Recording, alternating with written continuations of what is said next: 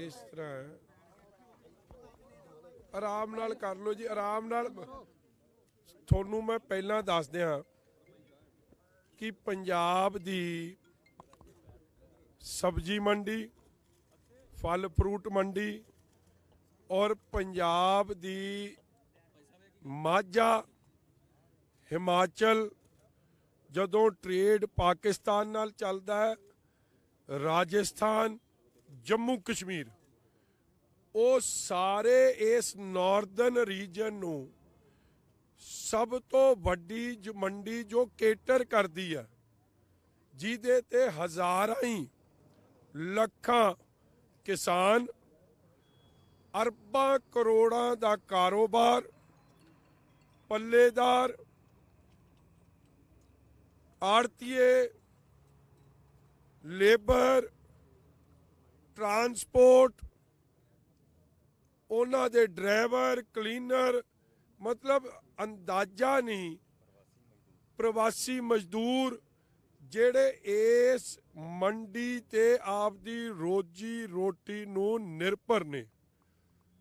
सिद्धू साहब तुसी पंजाब दे मॉडल दी गल करदे हो, 102 किले दी मंडी है, 5-7 हफ्ता बीत गया मीह पिया नू, माड़ा जिहा पासे होया, आ हाल वेखो इत्थे मंडी दा, ये हफ्ते बाद भी ये हाल है। एक वारी या 2 वारी इस मंडी च आए किसानी अंदोलन वेले आप दा PR करने वास्ते, उन्हां दी तां सारी जिंदगी एक PR बन के रह गई है। खोखला मॉडल जेड़ा कहंदा मैं पंजाब च आप दा मॉडल इंप्लीमेंट करना है। सिद्धू साहब की कारण बनिया, तुसी MP भी रह ले, थोड़ी घर वाली भी CPS रह गई, तुसी वजीर रह गए, मॉडल हल्के च क्यों नहीं इंप्लीमेंट होया? हल्के दे तां सारा करता धरता तुसी सी, ते इत्थे हालात की बने? 102 किले च मंडी, सारे वर्ग दुखी, किसान नू आपां कहने डाइवर्सिफिकेशन, डाइवर्सीफाई करके जे इंफ्रास्ट्रक्चर ही नहीं होना, बुनियादी ढांचा ही नहीं होना, तो फिर लोगों को सहूलत कितों मिलनी? और ये हालात ने, ये मंडी नहीं, जिमें मैं जहाजगढ़ गया सी ना ट्रांसपोर्ट नगर, उस दिन मीह पिया सी और वो कहंदे सी समुंदरी जहाजगढ़ है, ये समुंदरी सब्जी मंडी हो गई। एक जिहड़ी खुली है उन्होंने तो सांभ लैण, जेड़ा पिंड देखो मैनू बड़े अफसोस नाल कहना पैंदा, अहंकार घमंड और बकलाहट चेहरे च नज़र आउंदी है। कल मूदल पिंड जाके सरपंच साहब नू, एक लेडी साडी सरपंच है उतों, गुरकीरत सहोना दी घर दी, उतों सरपंच है, उन्होंने थ्रैट करना, उन्होंने ये कहना कि मैं तेनू जलेबी वांगू इकट्ठा कर दूँ। ये पंचायत दी, साडी धी दी, भैन दी तौहीन है। और मैं सिद्धू साहब नू कहना, सिद्धू साहब बहुत हो गया हुण, यह जी शब्दावली लोग नहीं बर्दाश्त करनगे। मैं अगली गल कर रहा जी, अगली गल कर रहा, ब्राह्मण समाज बारे आप शब्द वरतने, पहला जाखड़ साहब तो सुनिया सी कि हिंदू भाईचारे नू CM इसलिए नहीं मिलिया क्योंकि सिद्धू साहब नू ढिड पीड़ हो गई, मगर इस तरीके की शब्दावली ये नहीं बर्दाश्त लोग करनगे। दुखी ने थोड़े काम तो, दुखी ने थोड़े बोलबानी तो, और जेड़ा उत्थे लालच देन लग पे है कि 20 तरीक लंघ जानी है ते करोड़ दा चैक दऊ chairman improvement trust, chairman improvement trust बचूगा तो फिर देओगे ना, थोड़े दा बिस्तरा थोड़ा सारिਆਂ ਦਾ गुल ਹੁੰਦਾ ਜਾਂਦਾ, लाइट थोड़ी फ्यूज ਹੁੰਦੀ ਜਾਂਦੀ है, MLA ਤੁਹਾਨੂੰ ਕਿਸੇ ने बनाउणा नहीं, चेयरमैन ਤੁਹਾਡਾ ਲੱਭਣਾ नहीं, चेयरमैन की इनकुआयरी खुलू। और मैं ਤੁਹਾਨੂੰ ਅੱਜ एक होर गल दस दियां, सारे वड्डी ਜਿਹੜੀ मोटी ग्रांट वो पैसे उत्थे खादे गए ते लाए कि ने? चेयरमैन इंप्रूवमेंट ट्रस्ट तो सरपंच के कोलों तो लगे ही नहीं पैसे, सरपंच नूं तां पंचायत नूं चुनी हुई जिहड़ी पंचायत सी उहनूं तां पासे रख के इन्हां ने पैसे खोने सीगे ते आपदी मर्जी नाल दित्ते, इसलिए। मगर वो गल वक्री है, किसी नूं इस तरह थ्रैट करना, लालच देना, ये सिद्धू साहब की बकलाहट, जिहड़ा पंजाब 'च जाके प्रचार करदा सी ਗਲੀ ਗਲੀ ਕੂਚੇ ਕੂਚੇ ਵਾੜ ਛੱਡਿਆ ਲੋਕਾਂ ਨੇ। ਔਰ ਹੁਣ ਉਹਨਾਂ ਦੇ ਪ੍ਰਚਾਰ ਲਈ MP MLA ਆ ਰਹੇ ਆ। ਔਰ ਮੈਂ ਆ 2 ਕਾਉਂਸਲਰ ਮੇਰੇ ਖਲੋਤੇ ਆ। ਵੇਖੋ ਮੈਂ ਇੱਕ ਬੇਨਤੀ ਕਰਾਂ, ਇਹ ਲੋਕਤੰਤਰ ਆ। ਲੋਕਾਂ ਨੂੰ ਕੋਈ ਗਲ 'ਚ ਗੂਠ ਦੇ ਕੇ ਯਾਰ ਹੁਣ ਬਕਲਾਹਟ 'ਚ ਤਾਂ ਤੁਸੀਂ ਮੇਰੀ ਬੇਨਤੀ ਸੁਣ ਲਿਓ ਨਾ ਜੀ। ਔਰ ਅਸੀਂ ਨਾ 100 ਨੇਮ ਦੇਣ ਵਾਲੇ ਬੰਦੇ ਆ, ਉਹ ਵੀ ਚੜ ਜੇ ਫਿਰ। ਆ ਤਾਂ ਕੱਲ ਇਸ ਭਾਊ ਨੂੰ ਇੱਕ MP ਸਾਹਿਬ ਨੇ, ਇੱਕ ਵਜ਼ੀਰ ਸਾਹਿਬ ਨੇ ਸੱਦ ਕੇ ਇਹ ਕਿਹਾ ਕਿ ਤੂੰ ਉਹਦੇ ਨਾਲ ਚੱਲ। ਕਹਿੰਦਾ ਮੈਂ ਨਾਲ ਚੱਲਾਂ ਕਿਵੇਂ? ਇਹਦੇ ਤੱਕ ਵੀ ਮੈਦਾਨ ਸਾਹਿਬ ਤੱਕ ਵੀ ਪਹੁੰਚ ਕੀਤੀ, ਸੈਣੀ ਸਾਹਿਬ ਕੋਲ ਗਏ, ਸੱਦਿਆ ਕਿਥੇ? ਕਹਿੰਦਾ ਜੀ ਮੈਨੂੰ 1.5 ਸਾਲ ਹੋ ਗਿਆ ਲੋਕਾਂ ਦੀਆਂ ਗੱਲਾਂ, ਲੋਕਾਂ ਦੀਆਂ ਮੁਸ਼ਕਲਾਤਾਂ ਜਾ ਤੁਹਾਡੇ ਕੋਲ ਲੈ ਕੇ ਜਾਂਦੇ ਨੂੰ। ਛੇਤੀ ਕਿਤੇ ਤਾਂ ਤੁਸੀਂ ਫੋਨ ਨਾ ਚੁੱਕੋ ਕਿਸੇ ਦਾ, ਲੱਭੋ ਤੁਸੀਂ ਕਾਉਂਸਲਰ ਨੂੰ ਨਾ। ਲੋਕਾਂ ਨੂੰ ਲੱਭਣ ਦੀ ਤਾਂ ਦੂਰ ਦੀ ਗੱਲ ਹੈ। ਉਹ ਕਹਿੰਦੇ ਮੈਂ ਨਵਾਂ ਨੰਬਰ ਲੈਣ ਲੱਗਾ ਜੀ। ਨਵਾਂ ਨੰਬਰ ਦਾ ਕੀ, ਉਹ ਤਾਂ ਬੰਦ ਹੋ ਜਾਣਾ। ਲੋਕਾਂ ਨੇ ਬੰਦ ਕਰ ਦੇਣਾ ਐਤਕੀ।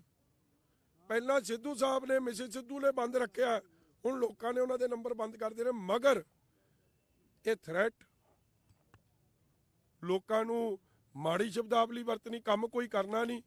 ਪੰਜਾਬ ਦਾ ਮਾਡਲ ਪੇਸ਼ ਕਰਦੇ ਆ, ਹਲਕੇ ਈਸਟ 'ਚ ਕਿਉਂ ਨਹੀਂ ਮਾਡਲ ਤੁਹਾਡਾ ਚੱਲਿਆ? ਫਿਰ ਉੱਥੇ ਤਾਂ ਤੁਹਾਡਾ ਦਬਦਬਾ, ਤੁਹਾਡੀ ਤੂਤੀ ਬੋਲਦੀ ਰਹੀ 18 ਸਾਲਾਂ ਤੋਂ। ਪਰ ਕਾਰਨ ਕੀ ਇਸ ਤਰ੍ਹਾਂ ਦੀ ਵਰਡਿੰਗ? ਦੇਖੋ ਬੜੀ ਸਿੰਪਲ ਗੱਲ ਹੈ ਜੀ। ਮੰਡੀ 'ਚ ਨਾ ਤਾਂ ਇੱਥੇ ਹਲੇ ਕੋਈ ਲੈਂਡ ਐਕੁਇਜ਼ੀਸ਼ਨ ਦੀ ਲੋੜ ਹੈ, ਇੱਥੇ ਬੇਸਿਕ ਇਨਫਰਾਸਟ੍ਰਕਚਰ ਦੇਣ ਦੀ ਲੋੜ ਹੈ। ਬੇਸਿਕ ਇਨਫਰਾਸਟ੍ਰਕਚਰ 'ਚ ਕੀ ਹੈ? ਮੰਡੀ ਦੇ ਫੜ, ਸੜਕ, ਮੰਡੀ ਦੀਆਂ ਦੁਕਾਨਾਂ ਦੇ ਜੋ ਆਲੇ ਦੁਆਲੇ ਏਰੀਆ, ਸ਼ੈੱਡ ਉਹਨੂੰ ਪੱਕੇ ਕਰਨੇ, ਸ਼ੈੱਡ ਵੱਡੇ ਕਰਨੇ। ਜਿਹੜੀ ਲੇਬਰ ਹੈ ਉਹਨਾਂ ਦੇ ਲਈ ਬਹਿ ਕੇ, ਉਹਨਾਂ ਲਈ ਕੱਟ ਵੱਖਰੇ ਕਮਰੇ। ਇਸੇ ਤਰ੍ਹਾਂ ਜਿਹੜੇ ਡਰਾਈਵਰ ਆਉਂਦੇ ਆ ਉਹਨਾਂ ਲਈ ਵੱਖ ਪ੍ਰਬੰਧ, ਇੱਕ ਕੈਂਟੀਨ, ਜਿਹਦੇ ਨਾਲ ਮੰਡੀ ਦੀ ਜਿਹੜੀਆਂ ਬੇਸਿਕ ਸਹੂਲਤਾਂ ਨੇ, ਬਿਜਲੀ, ਪਾਣੀ, ਇਹ ਚੀਜ਼ਾਂ।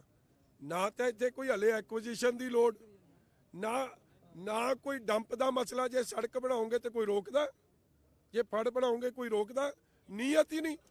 ਇੰਨਾ RTF ਦੇ ਰਹੇ ਨੇ ਮੰਡੀ, ਇਹਦਾ ਕਾਰਨ ਕੀ ਹੈ ਜੀ? ਵਿੱਚ ਕੀ ਮੈਂ ਹੋਰ ਸੱਚ ਤੁਹਾਨੂੰ ਵਧੀਆ ਸਵਾਲ ਤੁਸੀਂ ਪੁੱਛਿਆ।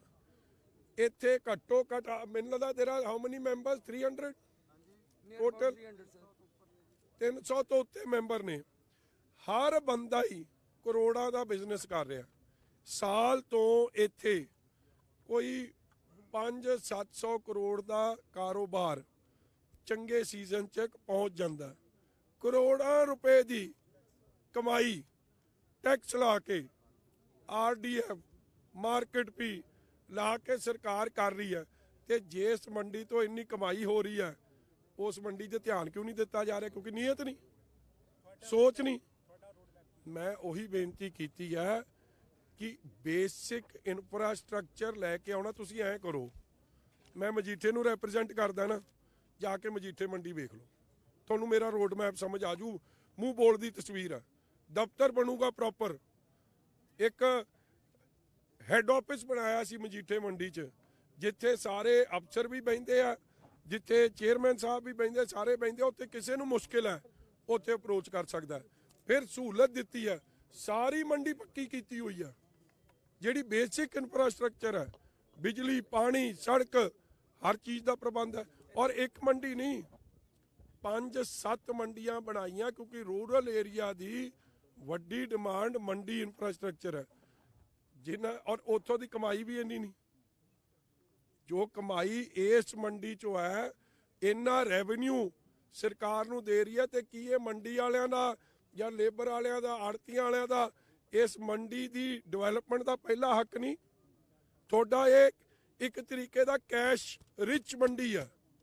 ਤੇ ਇਹਨਾਂ ਦਾ ਹਾਲ ਵੇਖ ਲਓ ਕੀ ਕਰਤਾ। ਸਿੱਧੂ ਸਾਹਿਬ ਕਹਿ ਰਹੇ ਕਿ ਬਹੁਤ ਸਾਰਾ ਐਗਰੋ ਇੰਡਸਟਰੀ ਲਗਾਈ ਜਾਏਗੀ, ਐਗਰੋ ਇੰਡਸਟਰੀ ਨੂੰ ਪ੍ਰਫੁੱਲਿਤ ਕੀਤਾ ਜਾਏਗਾ। ਸਿੱਧੂ ਸਾਹਿਬ ਨੂੰ ਕਹੇ ਭਾਈ ਦਰਸ਼ਨ ਹੀ ਦੇ ਦੇ। ਹਾਂ ਮਤਲਬ ਹੈ, ਇੱਥੇ ਆਏ ਸੀ, PR ਕਰਕੇ ਗਏ, ਆਏ, ਇੱਕ ਸਟੇਜ ਬਣਾਈ ਸੀ, ਉੱਥੋਂ ਚੜੇ, ਇਸ ਤਰ੍ਹਾਂ ਬਾਵਾਂ ਮਾਰੀਆਂ ਤੇ ਪਾਰ ਸੱਜਣਾ। ਸਾਹਿਬ ਲਗਾਤਾਰ ਮਾੜੀ ਸ਼ਬਦਾਵਲੀ ਵਰਤ ਰਹੇ, ਨਫ਼ਰਤੀ ਭਾਵ ਦਿਖਾ ਰਹੇ, ਤੁਸੀਂ ਮੁਹੱਬਤ ਦੀ ਰਾਜਨੀਤੀ ਕਰ ਰਹੇ ਹੋ, ਅੱਜ ਕੀ ਮੈਸੇਜ ਦਿਓਗੇ ਸਿੱਧੂ ਸਾਹਿਬ ਨੂੰ? ਸਿੱਧੂ ਸਾਹਿਬ ਨੂੰ ਕਿਸੇ ਦਾ ਮੈਸੇਜ ਪਹੁੰਚ ਹੀ ਨਹੀਂ ਰਿਹਾ, ਵਨ ਵੇ ਹੀ ਕੰਮ ਚੱਲ ਰਿਹਾ। ਉਹਨਾਂ ਨੂੰ ਮੈਸੇਜ ਜਨਤਾ ਦੇਗੀ ਸਰ ਜਵਾਬ ਉਹਨਾਂ ਨੂੰ। ਸੋ ਮੈਂ ਤੂੰ ਜਾਂ ਕੰਨ 'ਚ ਫੂਕ ਮਾਰੇ ਨਾ ਫੇਰ ਉਹਦੇ ਸਮਝ ਆਵੇ। ਮੈਂ ਤੇ ਸਵਾਲ ਹੀ ਕਰ ਸਕਦਾ ਜੀ ਤੇ ਚਲੋ ਅਸੀਂ ਤਾਂ ਅਰਦਾਸ ਹੀ ਕਰ ਸਕਦੇ ਹਾਂ। ਭਰਾਵਾ ਜੇ ਲੋਕਾਂ ਦੀ ਨਾ ਤੁਸੀਂ ਸੁਣੋ, ਜੇ ਪ੍ਰਮਾਤਮਾ ਦੀ ਨਾ ਸੁਣੋ, ਲੋਕਾਂ ਦੀ ਨਾ ਸੁਣੋ, ਤੇ ਫਿਰ ਮੇਰੀ ਕਿੱਥੇ ਸੁਣ ਲੈਣੀ ਹੈ। ਇਸ ਲਈ ਮੈਂ ਤਾਂ ਬੇਨਤੀ ਕਰ ਸਕਦਾ ਕਿ ਸੱਚੇ ਪਾਤਸ਼ਾਹ ਸਾਡੇ ਸਾਰੇ ਲੋਕਾਂ ਦੇ ਤਾਂ ਇਹਨੇ ਹੱਥ ਖੜੇ ਆ, ਸਾਡੇ ਤਾਂ ਸਮਝਾਇਆ ਨਾ ਈਸਟ ਦੇ ਸਮਝਾਇਆ ਸਮਝਦਾ, ਨਾ ਪੰਜਾਬ ਦੇ ਲੋਕਾਂ ਦੇ ਸਮਝਾਏ ਸਮਝਦਾ। ਬਾਬਾ ਮਿਹਰ ਕਰ, ਉਹਨਾਂ ਨੇ ਕੱਲ ਇੱਕ ਗੱਲ ਕੋਹੇ ਜਾ ਇਹਨੂੰ ਅਕਲ ਦਿਓ, ਸਮਤ ਬਖਸ਼ੋ ਕਿ ਪਿਆਰ ਨਾਲ ਤਾਂ ਪੇਸ਼ ਆ ਜਾਣ। ਕੰਮ ਤਾਂ ਤੁਸੀਂ ਕਰਨੇ ਨਹੀਂ, ਝੂਠ ਹੀ ਬੋਲਣਾ, ਰੱਜ ਕੇ ਝੂਠ ਬੋਲਣਾ। ਸਿੱਧੂ ਸਾਹਿਬ ਨੇ ਤਾਂ ਮੈਨੂੰ ਲੱਗਦਾ ਝੂਠਿਆਂ ਦੇ ਬਾਦਸ਼ਾਹ ਬਣ ਕੇ ਰਹਿ ਜਾਣਾ। ਕੱਲ ਦੇ ਭਾਸ਼ਣ 'ਚ ਉਹਨਾਂ ਨੇ ਕਿਹਾ ਕਿ ਸਰਪੰਚ ਨੂੰ ਵੀ ਤੂੰ ਅਰਦਾਸ ਕਰਕੇ ਸਿੱਧੂ ਦੀ ਸਰਕਾਰ ਨਾ ਬਣੇ, ਜੇ ਬਣ ਗਈ ਤੇ ਮੈਂ ਠੋਕੂੰਗਾ। ਮੈਂ ਅੱਜ ਤੱਕ ਕਿਸੇ ਦਾ ਮਾੜਾ ਤੇ ਉਹ ਕੱਲਾ ਸਰਪੰਚ ਕਰਨ ਡਿਆ, ਸਾਰਾ ਪੰਜਾਬ ਹੀ ਕਰ ਰਿਹਾ। ਕਿ ਇਹ ਜਾਂ ਹੰਕਾਰੀ ਨਫ਼ਰਤ ਵਾਲਾ ਤਾਂ ਚਾਹੀਦਾ ਹੀ ਨਹੀਂ। ਤੇ ਮਜੀਠੀਆ ਖਲੋਤਾ, ਇਸ ਤਰ੍ਹਾਂ ਨਹੀਂ ਠੋਕਣ ਦਿੰਦਾ ਕਿਸੇ ਨੂੰ। ਧੱਕਾ ਬੋਲੇ ਸੋਹਣਿਆ ਸਿੱਧੂ ਸਾਹਿਬ, ਸਰਦਾਰ ਵਿਕਰਮ ਸਿੰਘ ਮਜੀਠੀਆ। ਸਿੱਧੂ ਸਾਹਿਬ ਕਹਿ ਰਿਹਾ ਸਰਪੰਚ ਨਹੀਂ ਹੈ ਵਿਚਾਰੀ, ਲੇਡੀ ਹੈ, ਭੈਣ ਹੈ ਸਾਡੀ। ਉਹਦੇ ਬਾਰੇ ਮੈਂ ਨਹੀਂ ਕਹਿਣਾ ਚਾਹੁੰਦਾ, ਕਹਿੰਦਾ ਪੰਚਾਇਤ ਨੂੰ ਸਰਪੰਚ ਨੂੰ ਮੈਂ ਜਲੇਬੀ ਵਾਂਗੂ ਇਕੱਠਾ ਕਰ ਦੂੰ। ਸਿੱਧੂ ਸਾਹਿਬ ਇਹ 20 ਤਰੀਕ ਤੱਕ ਤੁਹਾਨੂੰ ਜਲੇਬੀ ਵਾਂਗੂ ਇਕੱਠਾ ਕਰ ਦੇਣਾ ਲੋਕਾਂ ਨੇ। ਤੁਸੀਂ ਆਪ ਦਾ ਫਿਕਰ ਕਰੋ, ਲੋਕਾਂ ਦਾ ਫਿਕਰ ਛੱਡੋ। ਮੰਡੀ ਦਾ ਹੁਣ ਕੀ ਸਰ ਸਿੱਧੂ ਸਾਹਿਬ ਕਹਿੰਦੇ ਹੋ ਰੋਜ਼ 3 ਘੰਟੇ ਧਿਆਨ ਲਾ ਚਲੋ ਅੱਗੇ ਆਓ, ਹੁਣ ਰੱਬ ਨਾਲ ਗੱਲਬਾਤ ਹੁੰਦੀ ਹੈ। ਆਓ ਆਓ ਆਓ ਆ ਜਾਓ, ਚਲੋ ਹੋਰ ਦਿਖਾਵਾ ਤੁਹਾਨੂੰ, ਆ ਜਾਓ। तो ये तस्वीर है देश की सब तो वड्डी सब्जी मंडी वजों जानी जाती ਬੱਲਾ सब्जी मंडी ਦੀ, ਜਿੱਥੇ 10 ਦਿਨ ਪਹਿਲਾਂ ਪਏ ਮੀਂਹ ਦੇ ਬਾਵਜੂਦ ਹਲੇ ਤੱਕ ਥਾਂ ਤੇ ਪਾਣੀ ਖੜਾ ਨਜ਼ਰ ਆ ਰਿਹਾ ਹੈ, ਬਦਬੂ ਮਾਰ ਰਹੀ ਹੈ। ਦੁਕਾਨਦਾਰਾਂ ਦੇ ਹਾਲਾਤ ਕਾਫੀ ਮਾੜੇ ਨਜ਼ਰ ਆ ਰਹੇ ਨੇ। ਹਾਂਜੀ ਇੱਧਰ ਆਓ, ਕੀ ਦੱਸੋ ਕੀ ਮੁਸ਼ਕਲਾਂ ਇੱਥੇ? ਇੱਥੇ ਜੀ ਮੁਸ਼ਕਲਾਂ